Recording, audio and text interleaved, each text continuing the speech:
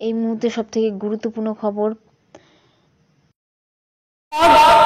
আমি আমার আমার লেবার মিনিস্টারকে বলবো কথা বলতে, যাতে যদি সবার সাথে কথা বলে একটা কিছু সুরাহা করা হয়। একটা জিনিস আমরা করেছি, সেটা হচ্ছে সামাজিক সুরক্ষা যোজনা। বিড়ি শ্রমিকরা জেনে রাখুন, বা অসংগঠিত শ্রমিক যারা রান্নার কাজ করেন, যারা অটো চালান, যারা টোটো চালান, যারা রিক্সা চালান, এইরকম অনেক ধরনের শ্রমিক আছেন, কনস্ট্রাকশন ওয়ার্কার, তাদের জন্য আমাদের সরকার একটা সামাজিক সুরক্ষা স্কিম করেছে, যে স্কিমে প্রায় 1.5 কোটি শ্রমিক অন্তর্ভুক্ত হয়েছে। তার মধ্যে বিড়ি শ্রমিকও আছে। তাদের সুবিধা হচ্ছে এইটা থাকলে আপনারা প্রভিডেন্ট ফান্ড পেতে পারেন, লেবার দপ্তর দেবে, আপনাকে কোনো পয়সা দিতে হবে না। 2 হচ্ছে আপনার ছেলে মেয়ের অসুখে আপনি সাহায্য পেতে পারেন, মেয়ের বিয়েতে সাহায্য পেতে পারেন, পঙ্গু হয়ে গেলে সাহায্য পেতে পারেন।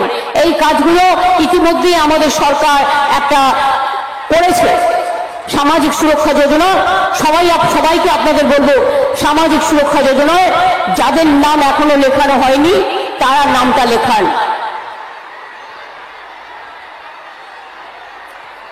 আপনারা ভোট দেবেন, আবার একটা নির্বাচন হবে, আবার কেউ একজন প্রধানমন্ত্রী হবেন।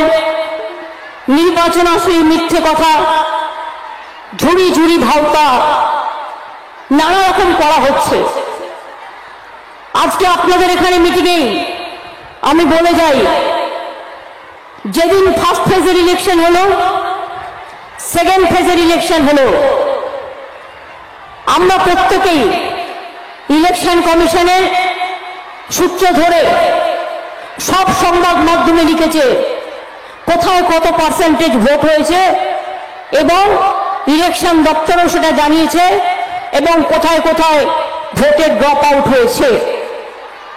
আমি গত রাত্রিরে 9:30-এর সময় হঠাৎ শুনতে পেলাম 5.75% ভোট।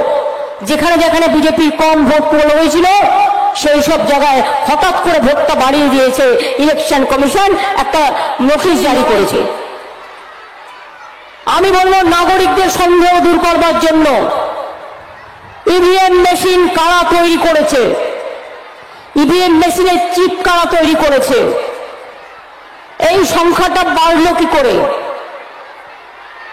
ফার্স্ট ফেজে কি ছিল, সেকেন্ড ফেজে কি ছিল, কত ভোটার ছিল, কত মেশিন ইউজ হয়েছিল, সেটা আমরা জানতে চাই। হঠাৎ করে বেড়ে যাওয়া মানে এটা তো নয়।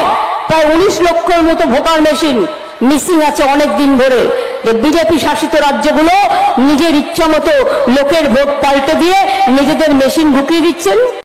সেই লড়াইকে মনে রেখে মে দিবস বার্লি খেয়ে থাকবে, আর উনি চার্লি বাবু হয়ে মোদির গ্যারেন্টি দূরদর্শনকে পর্যন্ত নিজের দর্শন বানিয়ে দিয়েছে, গেরুয়া বানিয়ে দিয়েছে। বেচারা সাধুরা কোথায় যাবে? কতদিন ত্যাগ করার পরে সাধুরাই দেশটা পড়তে পারে? আর বিজেপির যত চোর ডাকাত মাফিয়ারা লুঠেরারা আজকে গেরুয়া পরে ঘুরে বেড়াচ্ছে। গেরুয়া পাওয়ার অধিকার ওদের আছে? কতদিনের দূরদর্শন গেরুয়া দর্শন করে দিয়েছে।